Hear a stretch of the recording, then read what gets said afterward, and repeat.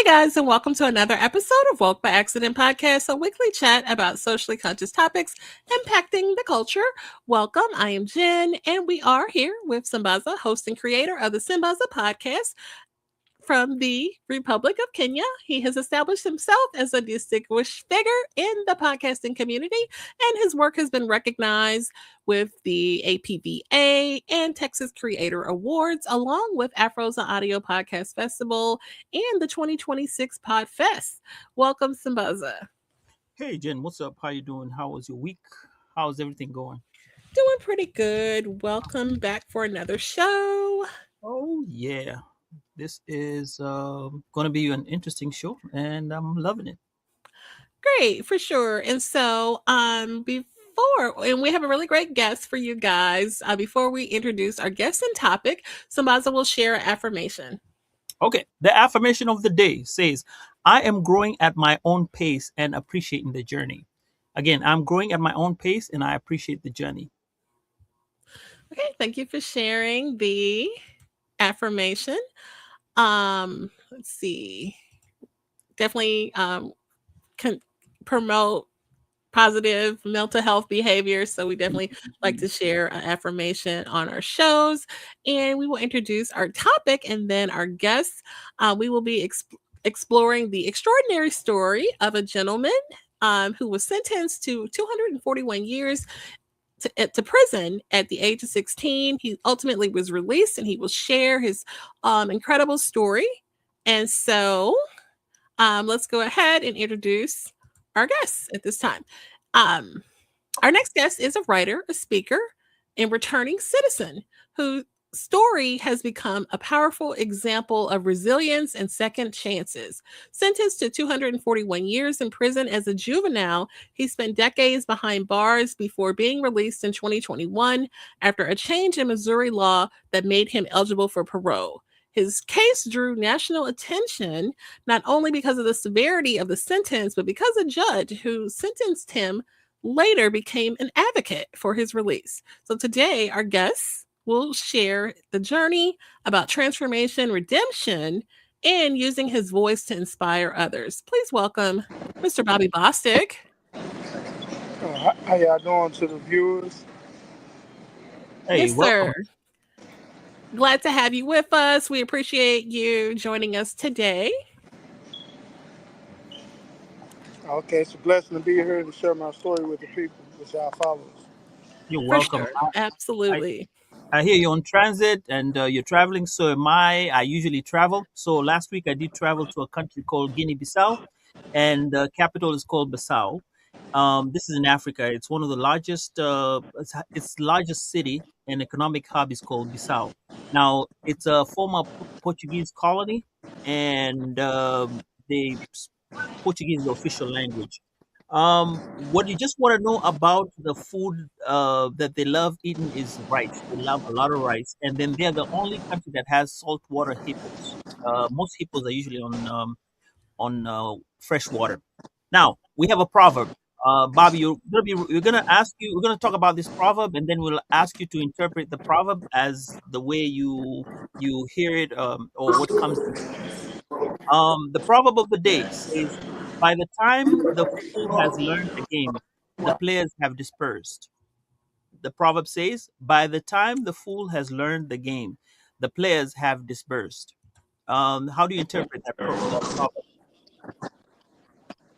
I interpret that proverb as a wise proverb because as the fool is learning the plays of the game, which the game can be life, right? By the Mhm. time we learn all things about life, life has moved on from what the things that we needed to learn. That part of our life has moved on. So it's like writing a letter to Absolutely. your younger self, trying to tell that your younger self, like, this is what you should have did, but that time frame is gone by. So what we Mhm. think we know, we don't know, and then when we learn it, life has already passed us by, and all we can do is pass that wisdom on to the next person, so they won't be a fool while they on playing the game of life. Right. Jen, I love what do you that. think? I love what he said there, Bobby, and I agree. It makes me think like we're constantly evolving. that people come into your life for seasons, the friends that you had back when you were younger, you may not have those friends, as you grow 10 years down the road. So you have to constantly, evolve and be ready for change. So, To my way of I interpret is like you're supposed to learn the game. Now, if you mhm, don't work on learning the game and you just wait on it, by the time you get to know what's going on, everybody has moved on to something else.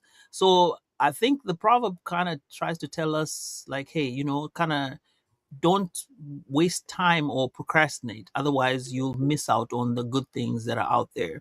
And I love the way you guys interpreted the proverb for the day. Thank you so much. So we'll jump into our story of the day. Bobby, can you take us back when you were first sentenced? What do you remember feeling at that moment when you were told of the sentence? Of course, the backdrop of the crime is that when I was 16 years old, it was a group where I sold drugs on the drug set, and it was a group of people came over here on our drug set that we didn't know, and it was the type of neighborhood that you didn't come over there unless you lived over there, was coming to see somebody or mhm, something like that. It was one of them bad, real rough neighborhoods, and they just happened to be at the wrong place at the wrong time, and it wasn't even a planned robbery. It was just an instantaneously robbery, unplanned and just impulse robbery. It was mhm, five people getting out of the car. And in Missouri, when you point a gun, you charge with everybody who was out there. mhm, And then, so I committed that robbery there. One guy was slightly grazed with a bullet. Nobody was seriously injured. Then I went around the corner 20 minutes later and committed another robbery. And I was caught in it. The person caught who was a carjack, basically. Then, so I went to trial. They offered me 30 years, which I didn't take. Went to mhm, trial, and ultimately I was given 241 years as mhm. a juvenile, Wow. given more time than any juvenile in Missouri for non-homicide. And you had to serve 85% of their sentence. So I'd have had to serve 211 years before I was eligible for parole.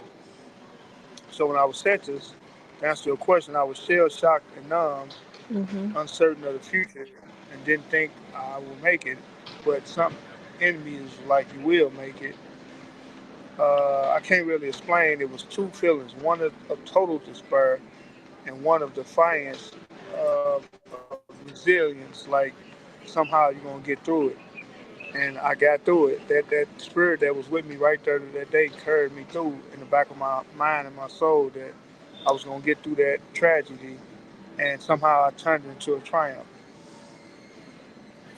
I have a question on that.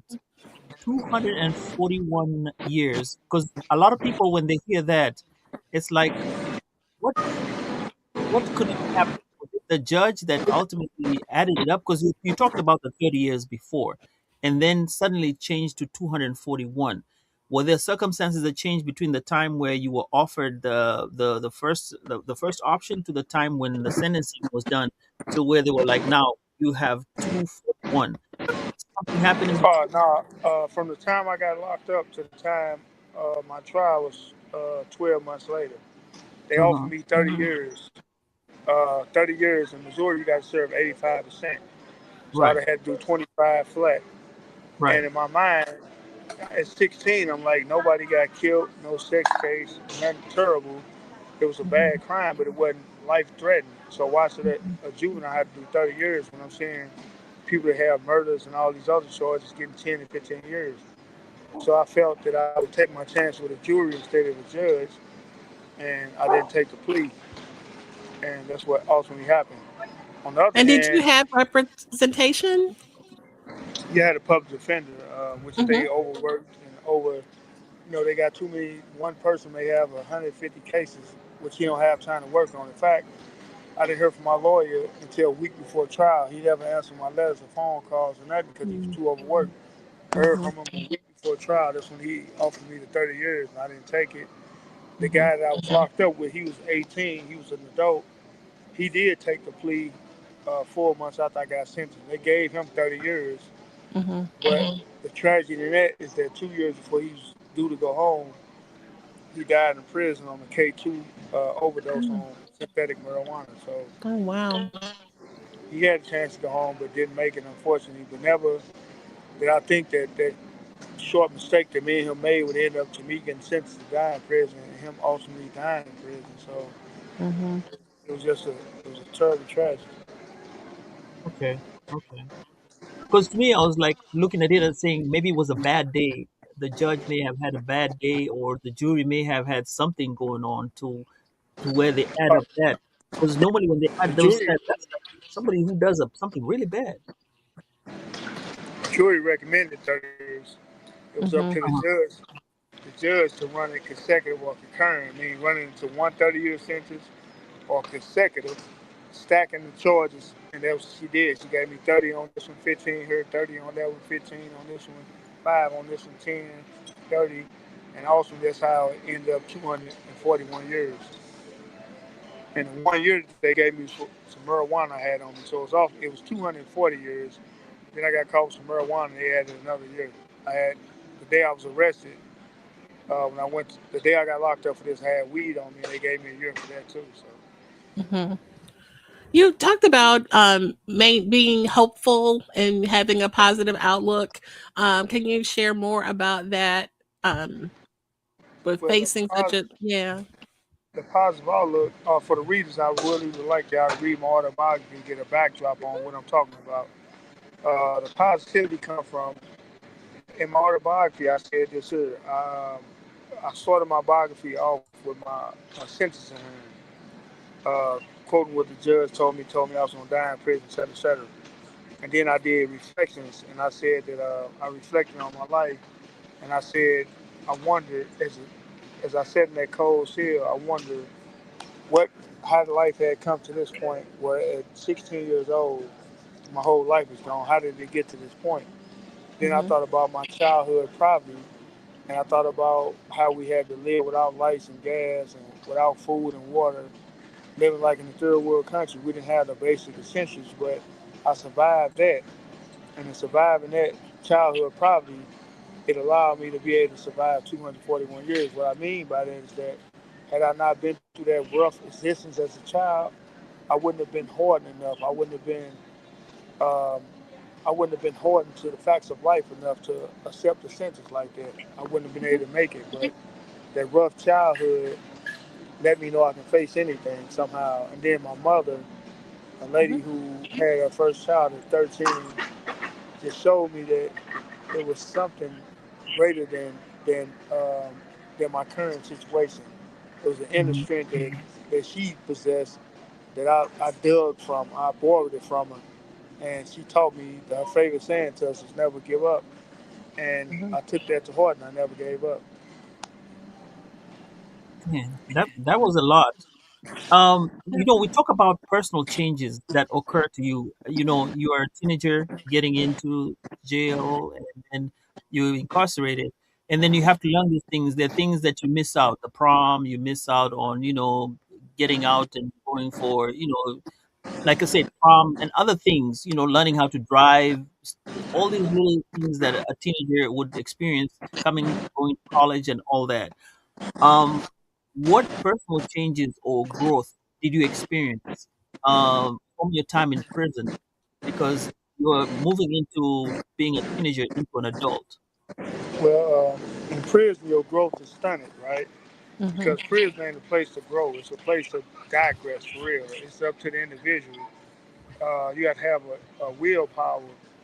Because the thing is, why would you want to grow when you never get out? You got 200 some years. It's like you want to stay stuck in the past because all you Mhm. have in prison is childhood memories. That's all I can draw upon. I didn't have no memories of being an adult on the street.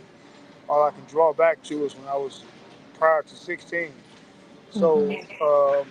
how I grew is that I had to peel back some layers and realize how did I come here and what do I need to change to never be in this predicament again. And not only that, how can I go out there and help the world change, and help people change? Because it wasn't just about me. Growth lets you know that the world's bigger than yourself and your own individual circumstance. So I couldn't just focus on my 241 years. I had to go back in history and Mhm. study how did countries overcome how did countries overcome oppression and overthrow oppressive governments? How did people that were suffering in wars, how did they get through that? How did whole countries get through that? So when I saw the bigger picture, I'm like, if whole countries can overcome this, my sense is my individual circumstances, but it's bigger than me. The world go through suffering. How did they overcome it? And I grab from stories, I grab from history, and it instilled in me that uh, we as human beings have willpower to overcome almost anything.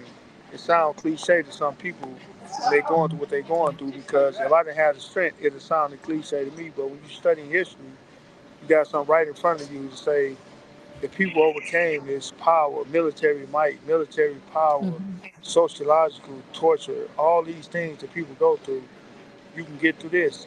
And everything I'm saying is not an overnight process. I make it Mhm. sound easy. It wasn't easy, Mhm. but I had to tap into what I was reading and really apply it to my life. Um, can That's I a can I ask something? Is this a follow up question? Do you have any mentors that you would go to and kind of ask those ask for guidance, or were you given guidance as a young man? You know, when you're underage as a juvenile, were you given those Uh, so the, up to turn 18 and what have you? where the best guidance came from books, right? Because in prison, it's some knowledgeable guys in there, but you had a lot of predators too. So Mhm. uh, I was at the maximum security prison where everybody had 30 years or more. Nobody was going home, so Mm. uh, it was the predator versus prey, and young Mhm. teenagers was prime suspects to be preyed upon. But fortunately, that I didn't have those problems because the guys, when you come to prison with a sentence like mine, it's Mhm. already on the news and the newspapers that this guy got this Mhm. time. So the guys in prison be waiting on people that they was gonna prey on. But when I came through the Mhm. door, they already knew I was coming. It's like, look, man, you got more time than anybody. Go to the library, right?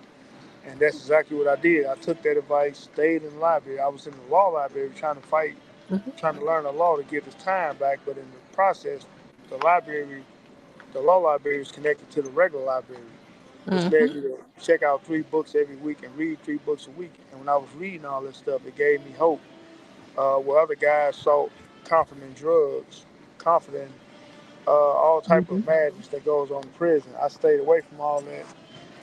Uh, it wasn't an overnight process because drugs are plentiful in prison like there is out here. And I stayed high Mhm. too for the first few years. But Mhm. even though I was high, I was reading books, I was studying. And ultimately, knowledge overcame, won the battle. And I turned to knowledge, turned to healing and saving myself. And ultimately, that's what led to the transformation and the redemption of the man I became. Yeah, I was just gonna say, that's a really mature way of looking at it. Reading history and saying if they can go through these things and I can go through this. Like, was this a certain turning point that the maturity or caught up with you to even just be on that mindset? It's crazy. The turning point always come about through rebellion, right? Hmm. When you got uh, people like me, I was hard headed. I broke every rule in prison. Hmm. So I stayed in solitary confinement. They stayed, that's the punishment. When you do something else, you break the rules, they send you to solitary confinement. And it's meant to break a human being. It's mental torture, right? But um, I'm already an introvert. So being by myself was what I needed. It was the healing that I needed. And when I was reading those books, I didn't just read to pass time. I read and I took the stuff in, right? Hmm. When you read about history, it's real, it's not fiction. So when I read about my ancestors in particular, the things that we went through coming over here, coming over here in America, dealing with what we dealt with. Uh, I can read about people in Europe, people that were suppressed. I read about everything when America came over from Britain. All these things you just take pieces of and integrate it into your own struggle. And even though it can't compare to what you're going through in the time, but it's historic. It's historical that people overcame these things. So you find strength in history, and most of us abandon history. But another proverb say, "How can you know where you're going if you don't know where you came from?" Right? Hmm. Meaning that every one of us come from something, and the struggles that we went through formed us into who we are today. And you can Mhm. find a purpose in your struggle and your suffering, then it doesn't it doesn't torture you as much because you know it's a purpose in everything you're going through. So Mhm. they didn't bring much comfort when you got 241 years. Not only the 241 years, you're around prison, madness all day, rapes, Right. violence, stabbings, robberies, all this going on in prison all day because if these guys never get out, what do they have to lose? You can't punish them no more. They never going home. Mhm. So I was around the worst of the worst, and in that environment, that dark environment, is why I seen the light, and I said, man, I don't want to live like this no more. I don't want to spend my life here for one, and then I don't want to think like these dudes around me in prison. Think I don't want to become prison. I want to become life. I want to become Right. hope. But how can you Mhm. have hope when you're never going home? So I had to preach to the choir for years, meaning that all this positive stuff I'm talking right now, I was saying it when I was never getting out. Some guys didn't want to hear it. They like, bro, you saying all this positive stuff, but you never getting out. I'm like, bro, I am getting out. And it wasn't until it became real that everything I was saying was real. But by then, they didn't take all them years of knowledge I was trying to give them because I was just talking because I was stuck in there Mhm. with them. That's the problem with that. What you saying again about that proverb? The fool doesn't see how the game is played until it's over with, right? Mhm. Uh, me getting out of prison, I had nothing but pen and paper. I had no political ties. I had no influential family members. We didn't have money or nothing. I didn't have no Mhm. resources. I had a Mhm. pen and paper. I was writing thousands of letters, and that's how I ultimately got out of prison. But when I was writing those letters, I got hundreds of return senders, years of people Oh not responding wow. back. But I'm Mhm. trying to tell these guys in prison around me, like, look, this is how I'm gonna get out, man. People gonna see the injustice of my situation Mhm. and come and help me get out. They're like, man, people been saying that for decades. Nobody got out. So what makes you think you're gonna get out? I was playing right in front of them on how I was gonna do it. They didn't see it until it was too late. You know what I'm saying? Like the train had flew past. So if I put in 15 years of work to get out, they had to start all over again. And by then, that train, that game of life, then already went past them, as that proverb was saying. You try to Mhm. teach the fool, but he don't want to hear it until it already passed them by.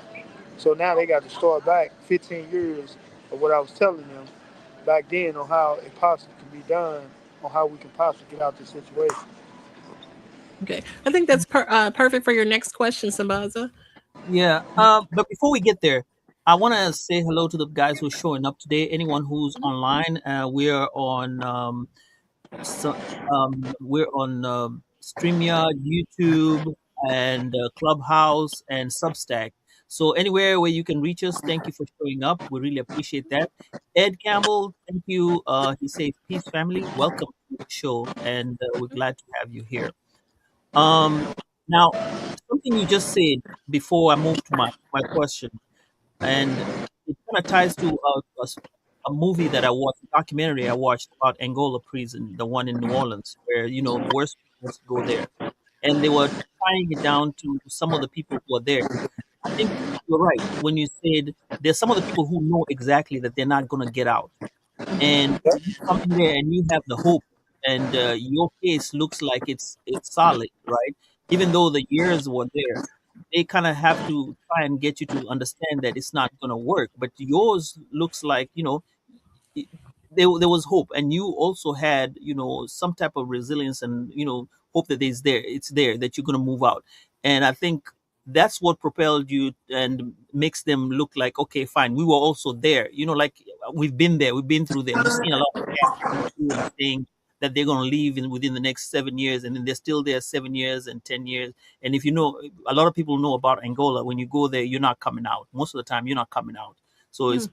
practically, yeah, you're if you're living out there, you're living out in a coffin, and not even in a coffin. You're going to live and go somewhere in a farm. But we appreciate that, and that's a lot of resilience, my brother. I'm happy for you that you did that and stood with whatever was there. Now, my question was that first day of freedom when you walked out. I know there's a video about it, when you kind of the gates open and you start walking out of prison.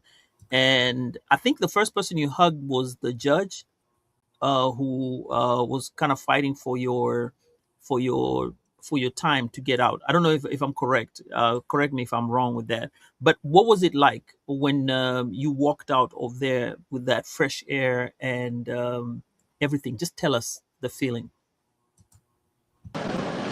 Oh yeah, the feeling was unbelievable, man. To walk out of prison after 27 years. Not only that, you know, with every step that you, the way Missouri law is, it's a very conservative state. You never was supposed to walk free again, right? Uh, it was like that was you knew it was a miracle, right? You knew that it was it was something divine happening right during that moment, right? That you was actually free. You was getting out of prison. It's like that's victory in all the work that you do. That it can happen for anybody if they just never give up on their hopes and dreams. Mhm. I saw that step when you're walking out, man. You had that, Yeah, that was that. That was that step right man. there. Yeah, that was that. What you just Yeah, described. yeah, It was yeah. like, man, like I'm free. I can't believe. I Hmm. believe it because it was Right. long overdue, but it's happening. Like I'm free. Dreams come true. So, Hmm. Absolutely. What did you have for your first meal? If you wanted, yeah, I want to curious. I don't eat meat. I stopped eating meat 27 Oh, years ago. So Hmm. it was a vegetarian taco. Okay. oh, okay. That's what's up. That's what's up. Now let's go back to the comments here. Ed says, "Salute to your resilience. Um, who are three of your favorite leaders?" All right, And first, also, let's go with first. Who are three of your favorite leaders? And then I'll ask you the next question. all right, three of my favorite leaders. Malcolm X is my first leader because of his similarities coming from the street and changed his life the way he did. Mm, Um, Hmm. on a spiritual level, uh, it would be for me. It'd be it'd be three of my favorite leaders throughout history. Hmm. It's too many of them to name, right? I don't want to name the ones that everybody else will name. So I would say Malcolm X, uh, Nelson Mandela, and another guy by the name. Well, I wouldn't. He necessarily may not be a leader, but he a thought leader. Hmm. Napoleon Hill had a book called Think and Grow Rich, which is mm, Okay. considered the greatest self-help book there is. Right? Hmm. That's on a secular level where it ain't just spirituality in the whole book. But Napoleon Hill, that book Think and Grow Rich, I read it three or four times a year every year. It's a section in that book that says that you can change the word think. I mean, rich and put any other word. So I would think about think and grow free, right? The book is sort of like alchemy, like taking something out of nothing, making something from nothing. You just Hmm. had a thought, and then you form into something. That's how that think and grow rich. The philosophy of it, right? Like just take this piece of rock and make it into some gold, right? I mean, you okay. just trying to you broke, but you thinking on how you gonna get money, and then you write a plan and make it come into existence. So I changed that word rich into freedom, like how I was gonna think and grow free. Hmm. And it had to be possible because the format he gave for it, anything was possible if you want to achieve it. Right. Like, okay, I'm gonna achieve it. The thing about this, what we're talking about, is that when you have this, the thing about if you want to go to biblical terms about faith, right? When you have no Hmm. proof whatsoever, I had no proof I was getting out. I had nothing. I'm talking about like you know how if you have an example in front of you or a blueprint in front of you, then you can say I'm gonna follow it every time to do it. But when you have Right. no example, no blueprint, you got to create your own lane and your own thing. And it's like, how can you do it when you don't have the resources? You don't have the means to do it, but you got to be a thinker. Think and grow rich. Think and grow free. How you gonna do this? And I plan and plan and plan, worked and worked and worked with no. When you working, you don't see the results sometimes. Like you just working and there's no results. That payday is coming Friday. You don't even know if you gonna ever get Mhm. paid. You're just working. Right. So It sounds that's the like the type of example of faith, really, things yeah, that your eyes can't see. And yeah. the substance of things hoped for, the evidence of things not seen, right? Yes. Right. It couldn't be seen because everything I tried to file to get out, they denied it. Every way I tried to get out, they shut every door. So Mm-hmm. I had no evidence of things seen. The only evidence was I wasn't getting out. I mean, they made that clear Mm-hmm. over year Right. after year after year. You were not getting out, but I had a hope somewhere of something that it was gonna happen, right? And that thing drove me. It kept me going, despite denials, despite years in solitary confinement. Sometimes, Mm. despite see, solitary confinement, it's not a pretty thing. It's not what people Mm-hmm. think it is. It's like as a form of punishment, a prison next door may be kicking on the door or flooding the cell, so they'll turn on the heat when it's 100 degrees outside. They'll turn on the air when it's 10 degrees outside. So this is how you suffering through all this chaos, people screaming all day, hollering.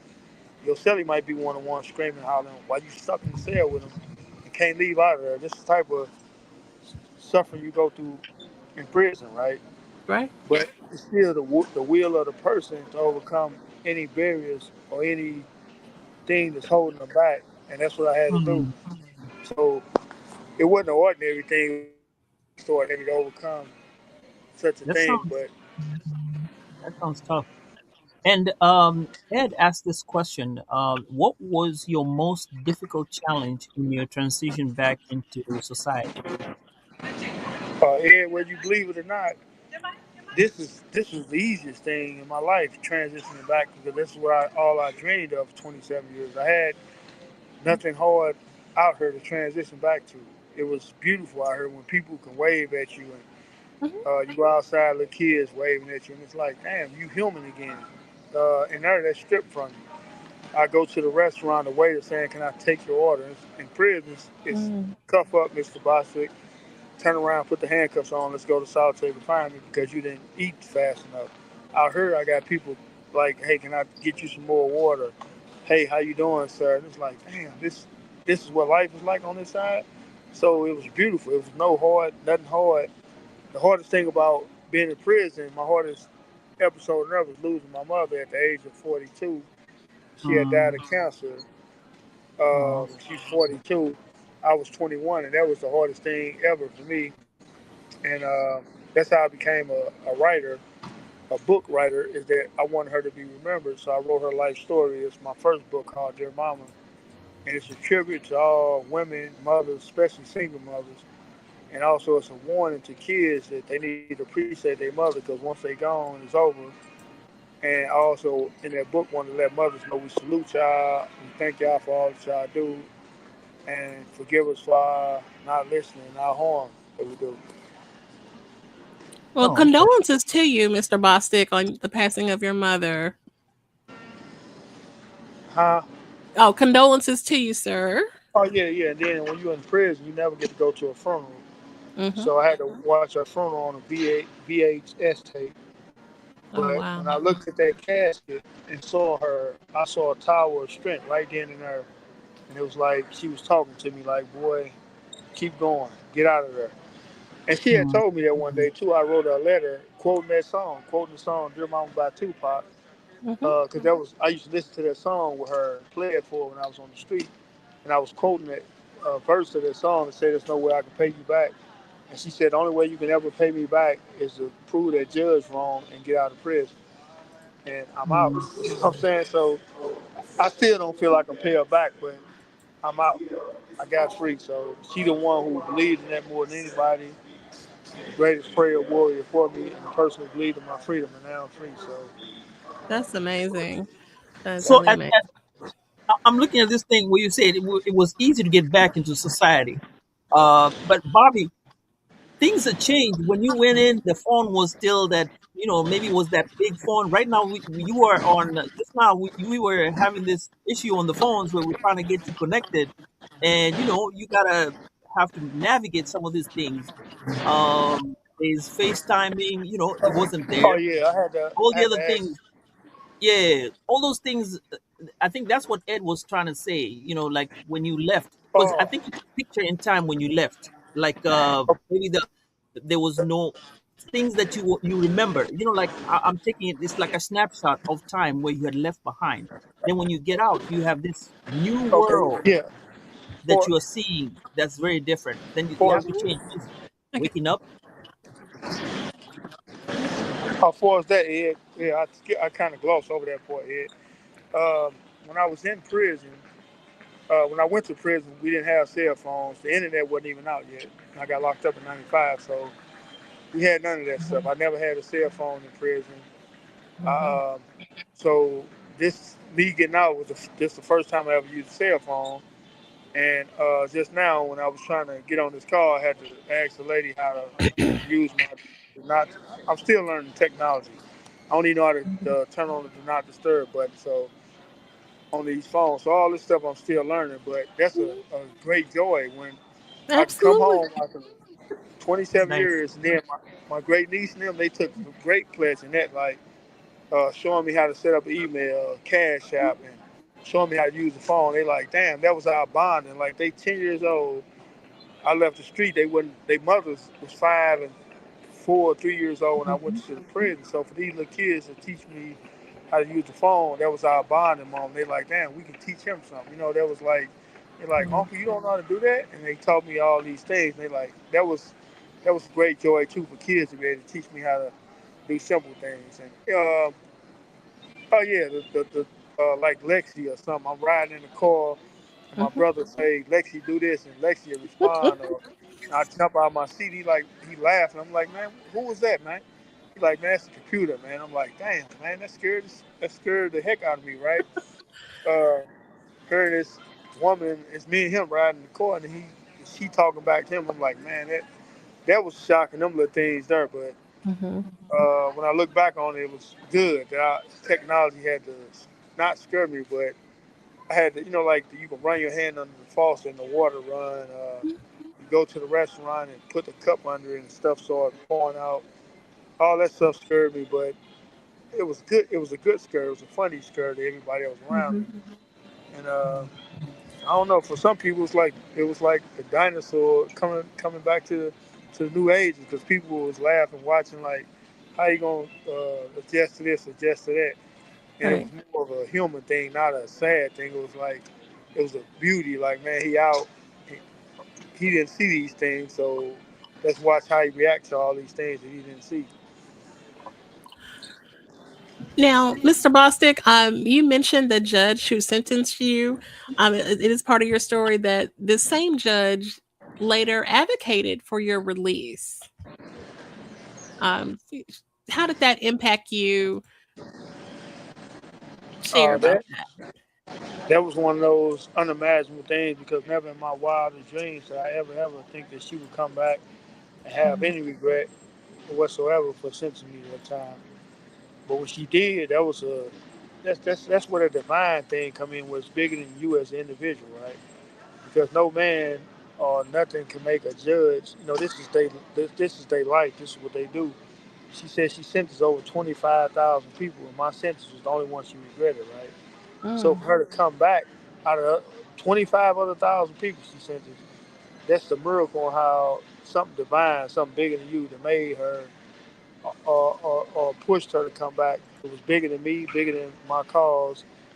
That made her come back. And let me tell y'all about that. When she came back, it still took 4 years for me to get out after she came back. But mm, not only that, though, the way I ultimately got out is that they passed a law in my name in Missouri for juveniles, right? And the day that law passed, it allowed 700 juveniles to go for parole early. Over 200 of them are out right now, right? mhm. So this is why I say it's bigger than me because I didn't just get out. I was fighting for just me to get out, but ultimately it led to hundreds of other people getting out. So this is how a cause become bigger than you and how God will use the situation. Some people Absolutely. don't believe in God and none of that, but in Mhm. this situation, it can't be denied that it was something bigger than me. It was God that when she came back, it not only got me out, it got hundreds of people out. But all this started with transformation, change, hope, Mhm. and this is what we can do as people when we see injustice around us and see anything wrong in the world. We can create a movement with our own actions, but people don't see that because it's hard to visualize. But Mhm. it's a lot that we can do to change other people's lives along with our own in the process. And I just want to share about that law. So the Missouri statute. legislator passed a law that allows juveniles who were not convicted of murder to be eligible for parole after they have served 15 years. So you had served 15 years. Is that Yeah, accurate? by the time the law had passed, I had already served 26 years, and 26. then Wow. and then they gave me a year out date, and I got out after serving 27. But that was the only way that I was gonna get out was through legislation, Hmm. and that never happens in Missouri. So never in my wildest dreams or nobody else that we think they would pass a law to let violent offenders out of prison. They don't do that in Missouri. So it's like that law is not gonna pass how we felt. But this is how God works again. This is a Republican controlled state, and the Republicans, the ones who passed that bill, right? Hmm. So when it comes to politics, I don't get off into all that either because, Hmm. different sides, different policies or whatever. But ultimately, it's the Republicans that got me out of prison. And that's something Hmm. we never ever thought would happen in a state like this, but it did. And it allowed hundreds of people that's walking the street now behind that law. So her coming back played a great part in that law being passed, and that's a lot. Oh, wow. Question: is the judge invited to the cookout now? I talked to her yesterday. We still Did Oh, talk. you? Yeah, I still go see her, check on her, go over mhm. there a lot. She stayed about 10 minutes from me, so that's Oh, another divine thing on how it's bigger than you, man. How God can do things, right? There was Absolutely. no use of feeling bitterness in prison. They weren't gonna get me out of Hmm. prison. wow, Only thing I can do was look at what I had did, the mistakes I made, people I Hmm. harmed, and fought for wow. change. Starting with myself, and ultimately led to her coming back, seeing that change, and coming back advocating for me. Something that never happens generally. Them type of things don't ever Mhm. happen. So Right. it's a lot of miracles happening in this situation, man. The miracles Yeah. didn't affect me; it affected hundreds of people. So Amen. Amen to that. Now, Ed says here, man, you are so powerful and inspirational about what you say. And this leads me to the next question because you just said what you thought was only for you has become a bigger thing for other people. My question to you right now is when you look at the juvenile offenders, what is normally misunderstood about them that you can think of or you educate? that Brian Stevenson said it best: "We are not the worst thing we have ever done. Hmm. We ain't static as that crime we committed, man. Once we grow, we become whole different people. But the world can't see that. They can see the crime we committed, but they can never see the change. And it's like to change, we not getting a second chance. So that's the harsh thing that we not giving a second chance once we Hmm. change. But no, once we do change, the world never can see that growth until these new laws pass. And in my situation, they had already passed a law for guys who had murdered. They was able to get out in Missouri, um, starting like 2016. Hmm. The law didn't pass in my name till That 8 years later, 20.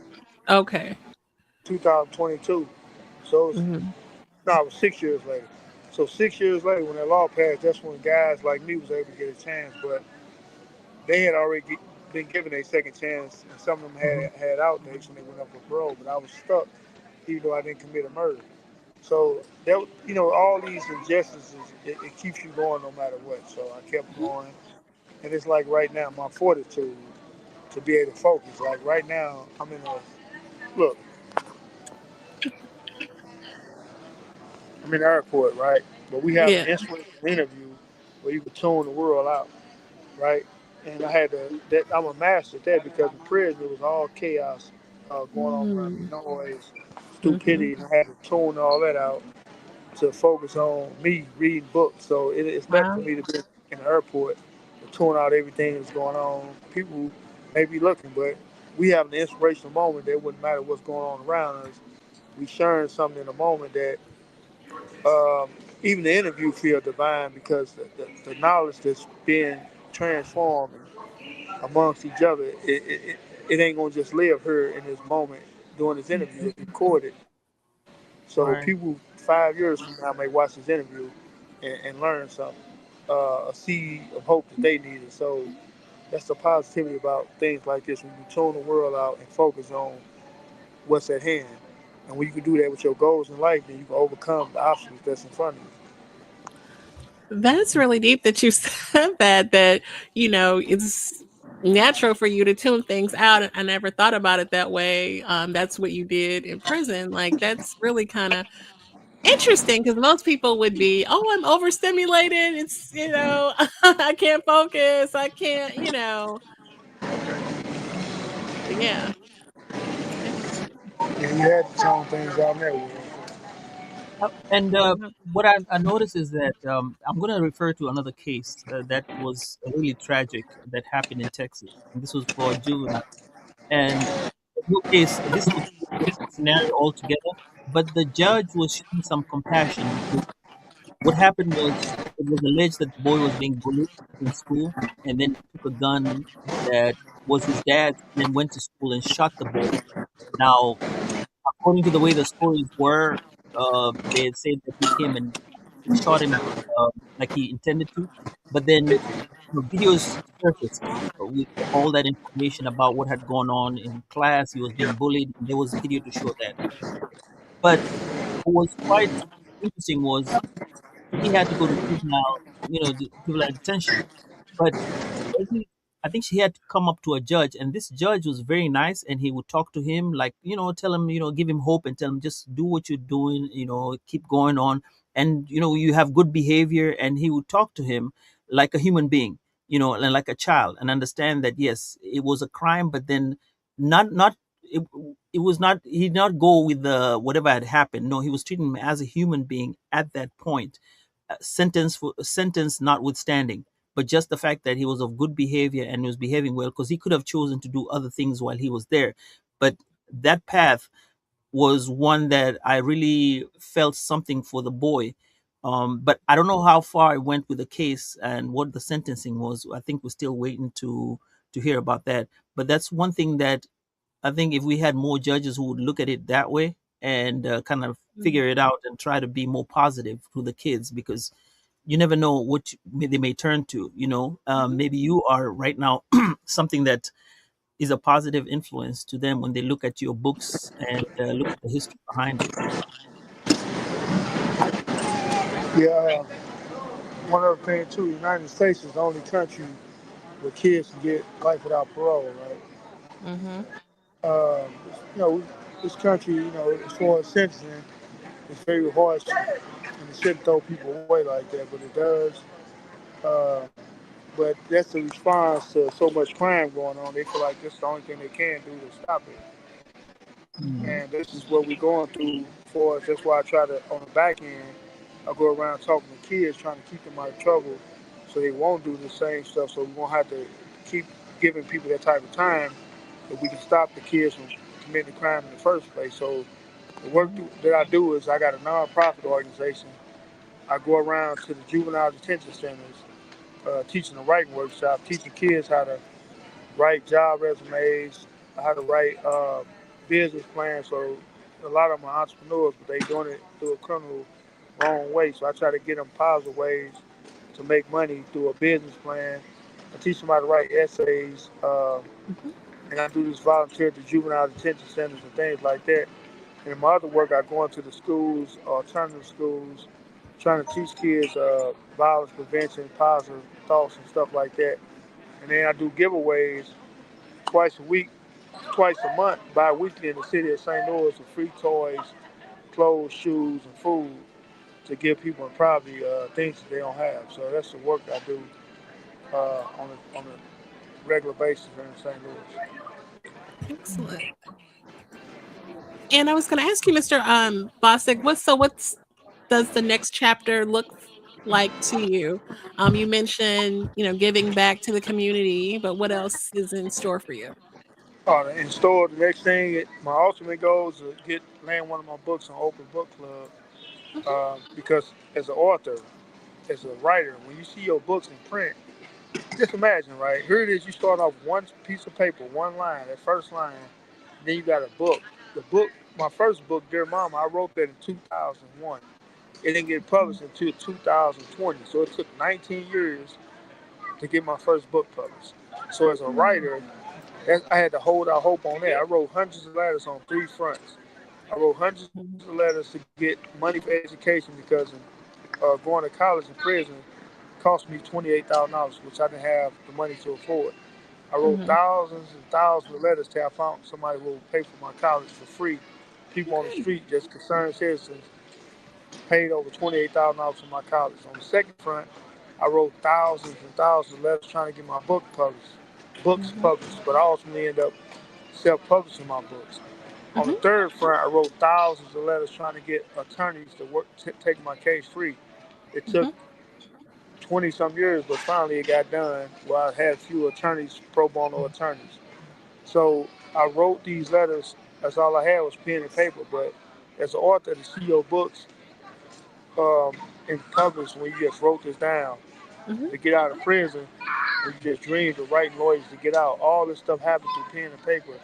That's why I go teaching writing programs to youth because it's the power of the pen that got me free, and also that Mhm. also led me to getting the college degrees, writing my books, getting my books published. All that started with the pen, and the Mhm. pen was powerful enough to get me free and to accomplish my other dreams and goals.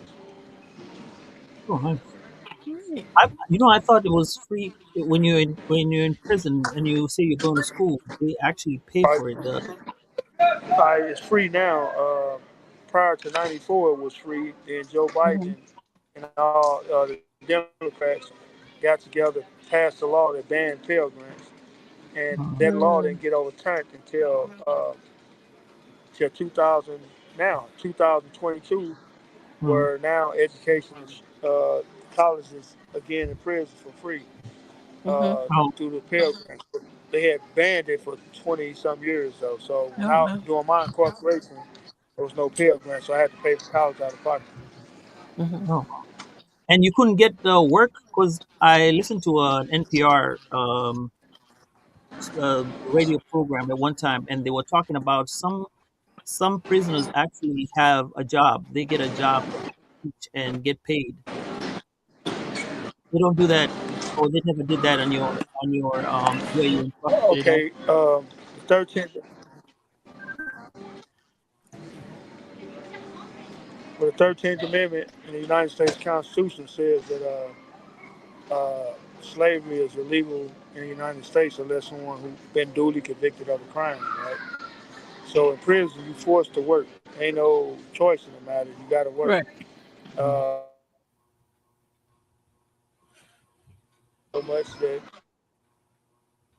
the work part, but because I was working that much in prison, it distracted me from my goals and dreams. So I didn't Mhm. work, but technically in prison you got to work because the 13th Amendment says you got to work in prison.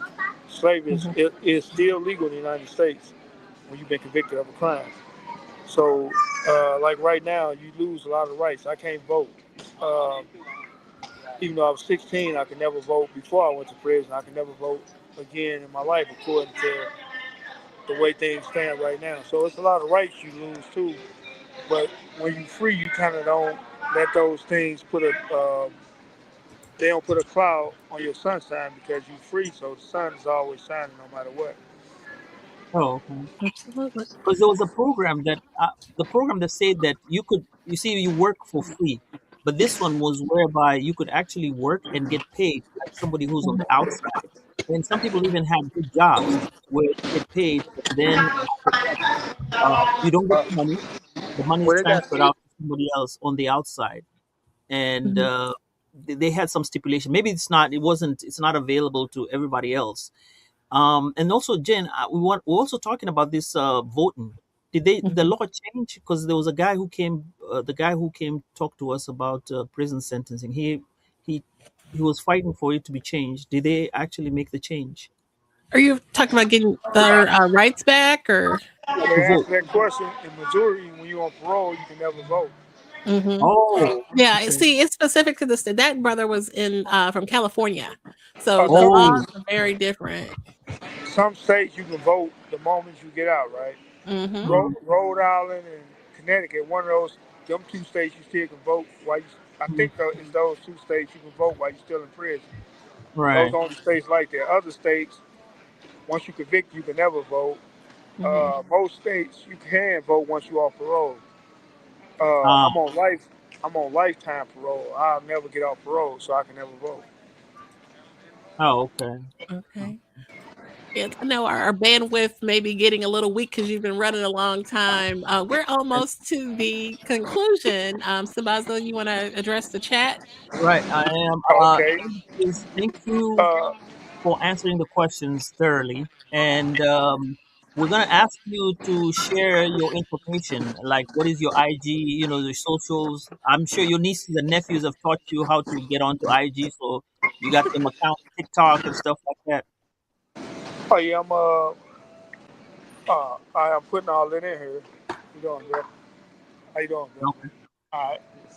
I'm I, I think I got people walking up to me in the airport. I Oh, they waiting need to your see. autograph. Hey, you got to Dude, get them books out. dude from St. Louis. So Hey. I'm putting it in the chat right now, right? Okay. Oh, okay. I was like, I Uh, probably could look it up. Actually, I know I sent So you a. it's free Oh, look, you made a post. Bobby Bostic on Instagram, and then on X is still the same, free Bobby Bostic. All right, all right. So that's yeah. how we can reach you. All right, that's what's up. All right, then I'm Okay. putting the websites and all that on it too. Okay. Please do. Oh, And you then know what? He put it in the private chat. yeah, Let Oh, me hey, copy that it's a over. private chat. I thought it was a group chat. nah, hey, you Um, got the special chat going on. Oh, all right. Can y'all put that in the other chat then? yes, I can. Let's see. Thank you for typing it there. I can just copy it over. Let's My see. bad. Oh, you're good. No, no, no, no.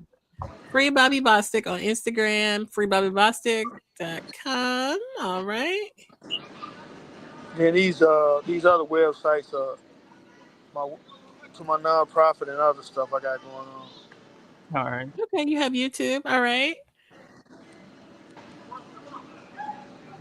Okay. All right, we will be sure to follow and I shared the Amazon. We'll put the Amazon link out there.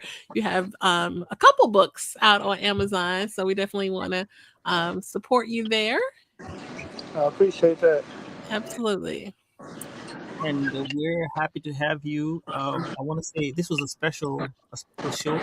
Um, the thing that I want to say this is I really appreciate the fact that you did reach out to us and ask us to be on the show and to have this conversation because um, we we are out here trying to relay good positive stuff to people out there, and I'm glad it got to you and you were able to reach out to us and we're able to share this message with you. Thank you so much for the gems you've Yes. given us, and appreciate it. um, Guys, please go get the books, read the books, follow him on all the socials, and if you can, just go and help out with that nonprofit in whatever way you can. Time, if it's time, coin, or anything else, whatever you can do. This is called because it's not every day that you see a miracle that happens Absolutely. about you. And when I tell people, they were shocked, about the time and how long you spent, and the the strength that you had in your heart to forgive, and you keep seeing this person over and over again to check on them. That is very, very special, and I want to thank you for that. Absolutely. Thank y'all for having me too, and thank y'all to the listeners for listening. Even those listeners that's not here with us today, we're gonna have listeners 5 years from now. They're gonna hear this Absolutely. podcast from the first time. So in 2029, 2030, when y'all do listen to this podcast, please gain strength from it. Keep following the movement. Keep following this Mhm. podcast for what they do. Woke by Jen. She waking people up with her podcast. The brother, we got the brother. We salute you too. The wisdom, the proverbs that you asked, and we appreciate that.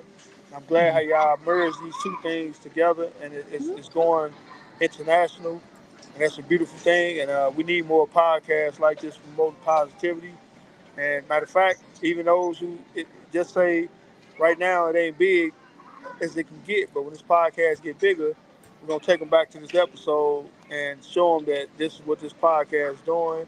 It's evolving, it's growing, and it hasn't reached its full potential yet. This podcast is gonna blow up and reach many people. It's gonna turn into a TV show one day. So we're gonna wake them up, Jen. I, I appreciate that so much from your lips to God's ear. For Thank you. sure. Absolutely. Okay. Well, safe travels to you, Mr. Bostic. We will continue to support. I appreciate y'all. Thank y'all. All All right. right. Be safe, sir. All right. All right, bye. All right. Let's see. Okay. Well, that was excellent. So, about any final words?